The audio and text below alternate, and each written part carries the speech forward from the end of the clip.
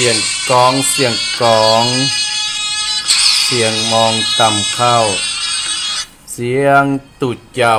เตะทำมาแล้วขอถวายความเคารพครูบาอาจารย์ทุกรูปทุกตนที่เปิดเครื่องวิทยุรับฟังตามวัดตำวาโดยมีหลวงพ่อท่านพระปูสาธุกิจจนันท์หลวงพ่อเจ้าคณะอำเภอดอยรอ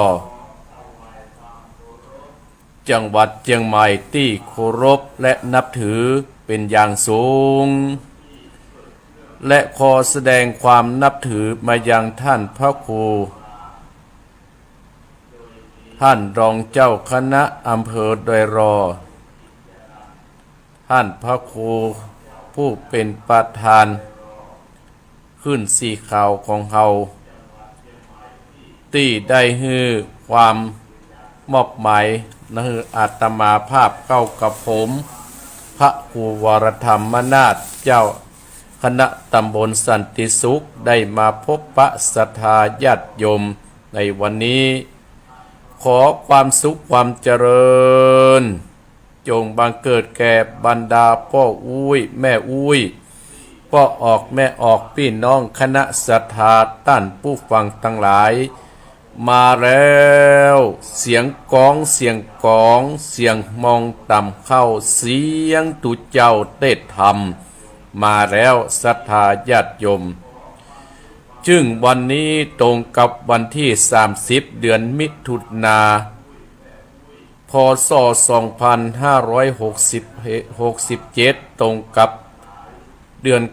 9แห่ม9ค่ำค่ำว่าเป็นวันติศรัทธาญาติโยมมาแล้วอาตมาภาพพระครูวรธรรมนาถหรือว่าพระครูสมศักดิ์อัคธรรมโมเจ้าอาวาสวัดหนองเหียงเจ้าคณะตำบลสันติสุขได้มาพบปะศรัทธาญาติโยมบรรดาพ่ออุ้ยแม่อุ้ยพ่อออกแม่ออกพี่น้องคณะศรัทธาญาติโยมแห่งเจ้าหนึ่งซึ่งในตอนเจ้านี้ท่านพระครูอภิวัฒนวิกรมท่านรองเจ้าคณะอำเภอดอยรอวัดปากตังเจริญท่านประธานขึ้นสีขาวท่านผู้จัดการสถานีวิทยุขึ้นสีขาวของเฮานั่นได้มอบหมายเวลาฮื้อกับเก้ากับผมหรือว่าอาตมาภาพนั่นได้มาพบปะศรัทธาญาติโยมแห่งเจ้าหนึ่งมาแล้วศรัทธาญาติโยมขนาดนี้เวลาตีสี่เกิงขอบคุณไอ้เจเจเนอร์ที่เกาะเกี่ยวสัญญาณของวัดหนองเหียงไปสู่ต้านผู้ฟังต่างหลายเนอร์เอาละอาตมาภาพก็บายังบาอู้ทำเพลงเตื้อก็ขอเชิญชวนศรัทธาญาติโยม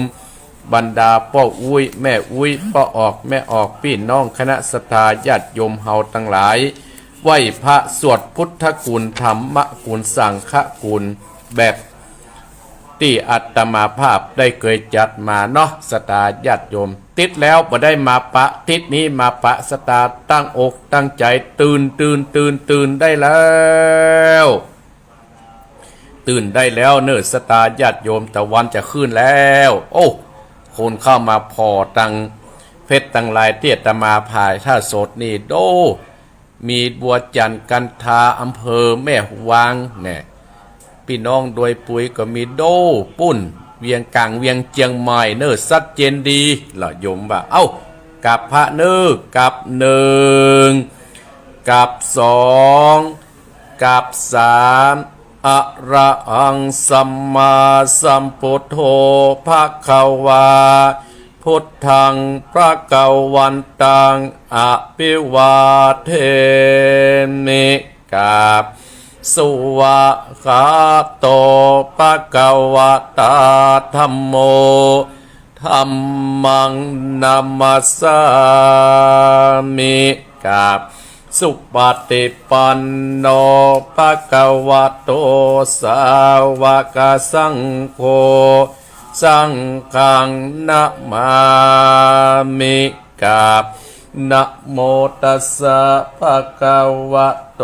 อะระหะโตสัมมาสัมพุทธัสสะนะโมตัสสะภะคะวะโต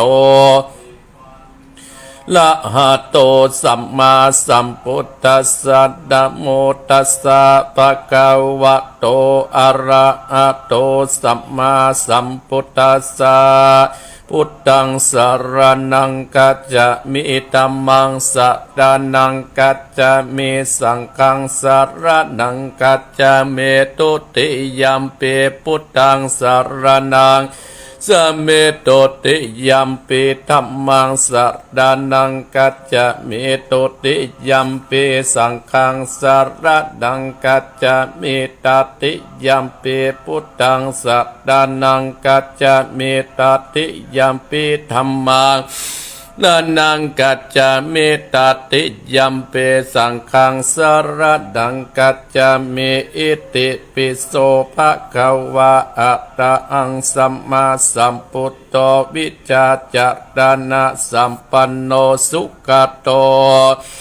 กเมโตอนุตตโตโพธิสัตตมัสสะตติสัตตเทวมนุสสดังพุทโธภะคะวะติสุวากาโตภะคะวะตาธัมโม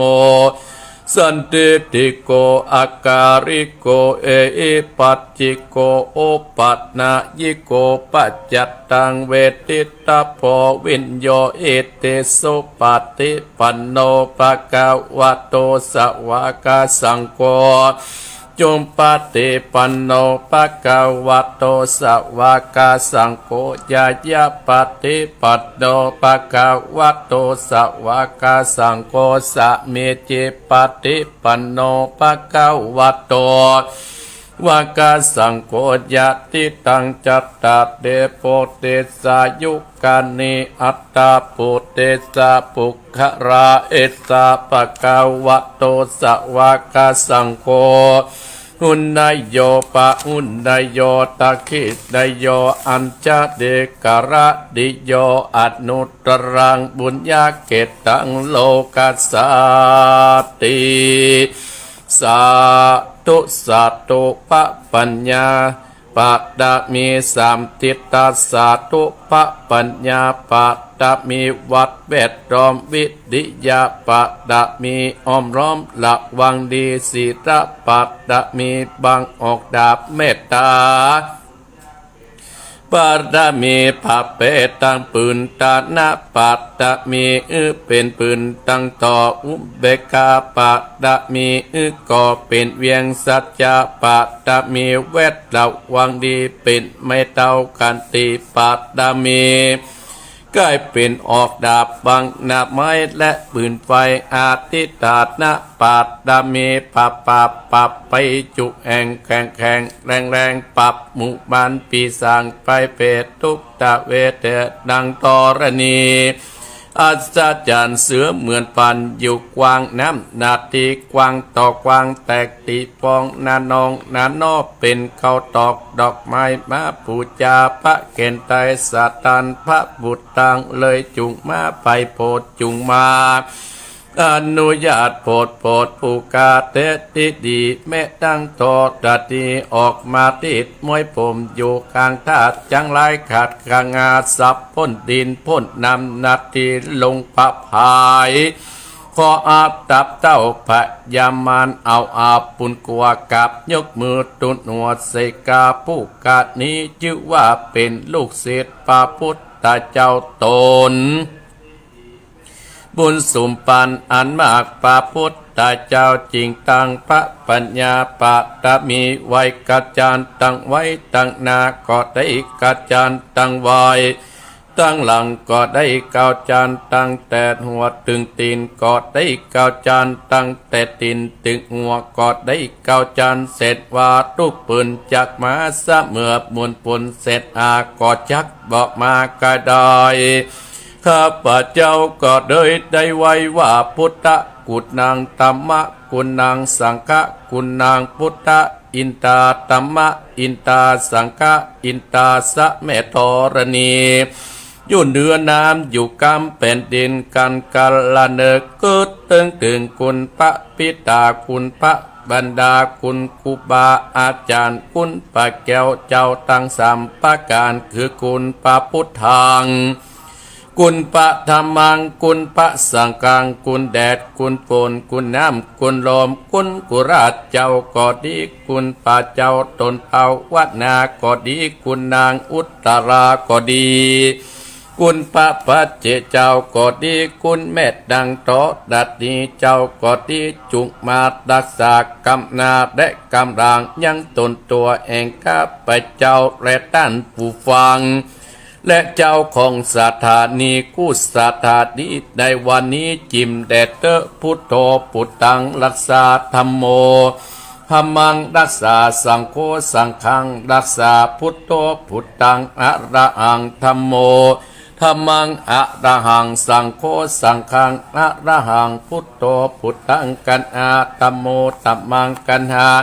สังโฆสังฆังกันอาพุทโธโปกธัมมังพิษสังฆังมิตรอายุวันโนสุขังพระลางสาธุสาธุสาธุอมติสะมังสะดับเทียนกาวัดวาลุกเป็นเปลวไปสะดีกันใจกูเตียนนี้ปรับเมืองปีมาจุดดาวบะหูเก้นจิตปรับกินมา101ภาษา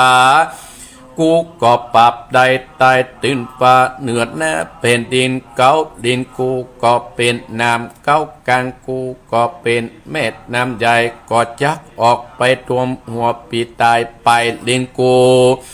ก็เป็นดับเทียนกาปรับไตฟ้ากูเที่ยงปะกัวสังอมสหาปัตโตมังสวะหายอมเป็ดจากดำเป็นดินดำไววาวาด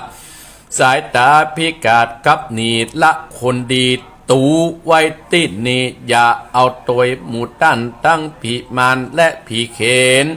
ผียากผีเย็นหยัดได้มาไกลผียากลายจุงหนีปันตั้งกุมปันยากลายต้องเตียวไปฮึดหนีไปสวะหายสา